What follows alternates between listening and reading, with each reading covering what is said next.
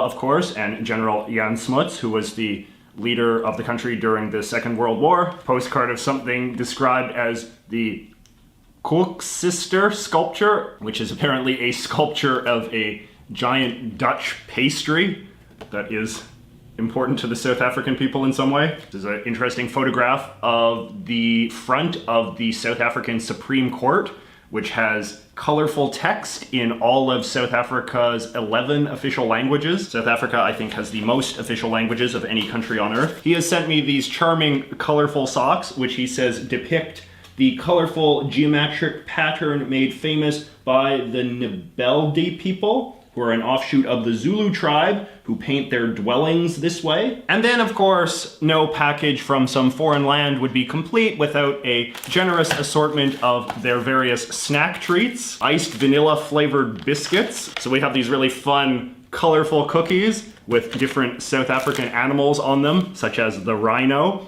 and the springbok. David says that he doesn't like these cookies, but I think they're awesome. He has also sent me some rooibos tea. And this is interesting because rooibos tea is relatively common where I come from, perhaps where you come from as well. But I never really put two and two together that rooibos is a Dutch word, which it obviously looks like when you think about it. And apparently it means red bush. So I guess perhaps this has some origin in South Africa as well. Toffees called Champion. A peppermint crisp bar. These little fruity chews called Safari. And lastly, he sent me some soap from Hawaii.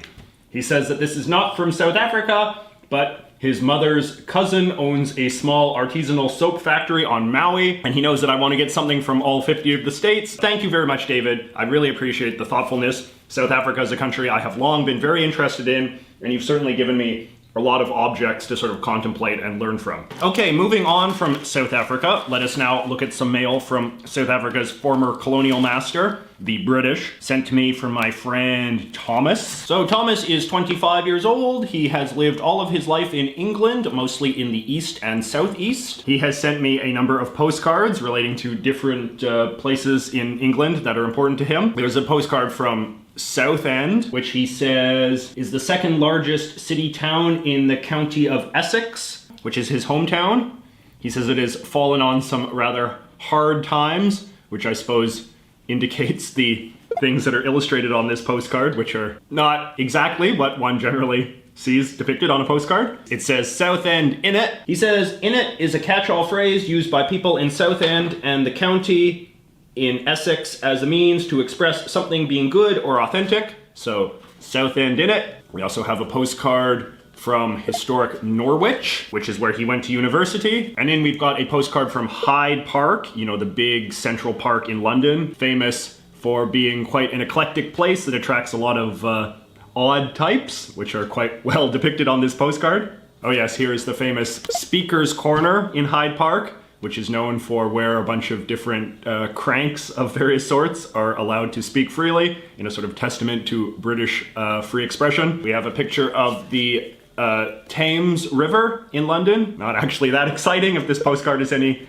metric to judge by. A postcard from Shoreditch, which is apparently in the area in the East End of London. Postcard is not, frankly, doing it a lot of favors. Postcard from Hartlepool. People from Hartlepool are known as monkey hangers. This is due to an event in the Napoleonic War where a ship beached upon the shore of Hartlepool and the locals mistook the ship's pet monkey for being a French spy. This was due to the way the French people were portrayed in cartoons as being barely human and mistaking the monkey's gibberish for being French. The monkey was tried and hung as a French spy. Because of this, the local football team has a mascot called Hungus the monkey. Okay, I don't know to what degree this is descending into madness, and he's maybe pulling jokes on me here, because he says, so in the bottom picture here, you see there's a gentleman in a monkey costume, and he says, in 2002, Hartlepool gained its first mayoral election, and the guy in the mascot's suit decided to run as Hungus the monkey on a platform of free bananas for all. He won the mayoral election and was in office for 11 years,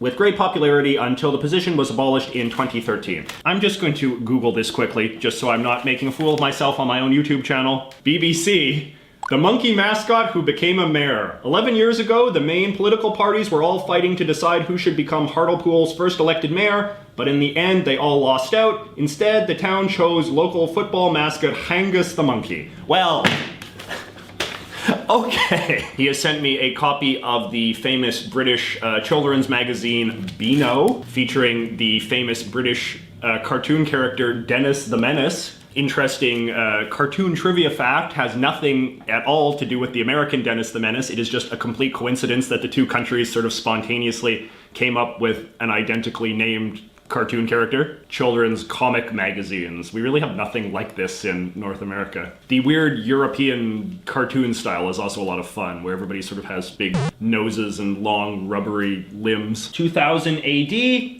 an anthology science fiction comic that is published weekly. He says this is the magazine where a lot of famous British comic folk like Alan Moore got their start. And then of course he has also sent me Private Eye, which is of course the very famous British satirical political magazine. Boris escapes Heathrow vote in Afghanistan.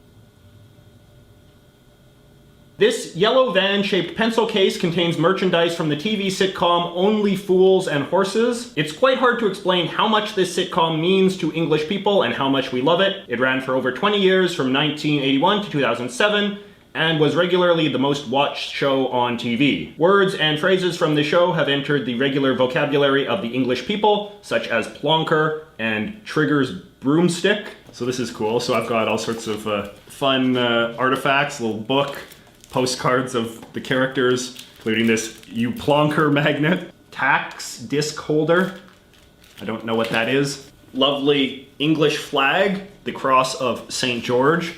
He has given me a coaster from Coleman's Mustard, which he says is one of the leading mustard brands. And then he has sent me this nutritional booklet from a fast food establishment that is called Wimpy. Wimpy Burger is a famous English fast food restaurant that dates back to the 1960s and still markets itself with an American feel. Look at this stuff. Spicy bean burger, mega burger, which has like a hot dog on it. It's amazing how foreign countries cannot get American cuisine right. It sort of should give Americans some comfort when they get foreign food wrong. Then he has sent me a package of candies by a company called Swizzles, the so-called British penny candies that you sometimes hear about in cartoons and that kind of stuff. Looks like that kind of really cheap candy that's made of like that sort of chalky, sort of sugary stuff. I think in America these are called Smarties, and then, you know, they make it into lollipops as well. So that is a very interesting cross-section of modern Britain, Thomas. Thank you very much. Let's look at one of the American packages next. This gigantic box comes to me from my friend Jeanette from the great state of Colorado. Look at this. Just right off the bat, this lovely bag with the Colorado flag. So the first thing we have here is an issue of Westward magazine, which is clearly some sort of trendy Colorado alternative weekly. Oh, I see that these various ads fell out of it. Marijuana advertisement, which is of course legal in Colorado. Oh, I think this is another marijuana ad. We have some merchandise from the Stop Fraud Colorado, which is apparently an initiative of the Colorado Attorney General's office, protecting consumers from a wild range of fraud. StopFraudColorado.gov. Sort of generic consumer protection initiative. Don't quite understand why all of the branding features animals in suits, although I guess they're like snakes and wolves and various other dishonest animals. Two nice little coasters featuring the Attorney General's seal. Jenny actually works for the Colorado Attorney General's office in the Consumer Protection Unit, where I manage the no-call program, valiantly attempting to protect our citizens from fraudsters and telephone scammers. The Denver Post and the Daily Camera. What's next for Harbeck House? What indeed? We got some lovely tea. Raspberry Zinger, Celestial Seasonings, famous American tea company. Oh, which I see is actually from Colorado. A nice can of air. Fresh canned air from Denver relieves stress, cures homesickness, and helps fight nostalgia. We have a little statue here, a little statuette of Margaret Molly Brown. So Margaret Molly Brown was apparently an American human rights activist, philanthropist, actress and Titanic survivor. She took up a number of activist causes, including women's suffrage and women's rights, sometimes referred to as the unsinkable Molly Brown. And here she is. Look at this charming little bobblehead doll. Hey Molly, is it a good idea